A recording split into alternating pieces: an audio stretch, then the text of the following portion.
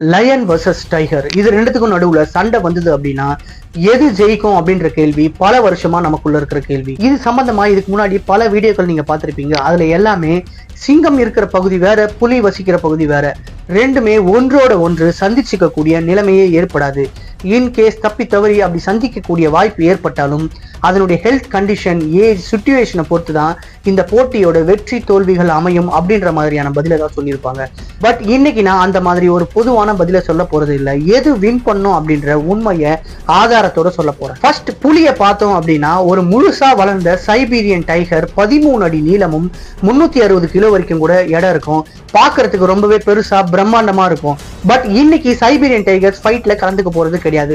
Because Siberian tigers என்னதான் பிரம்மாண்டமா இருந்தாலும் சண்டைன்னு வந்தா பெங்கால் டைகர்ஸ் தான் கிங். பெங்கால் டைகர்ஸ் தான் பாக்குறதுக்கு ரொம்பவே கம்பீரமாகவும் ஆக்ரோஷமான மற்றும் மூர்க்க குணம் கொண்ட புலிகள். சோ இன்னைக்கு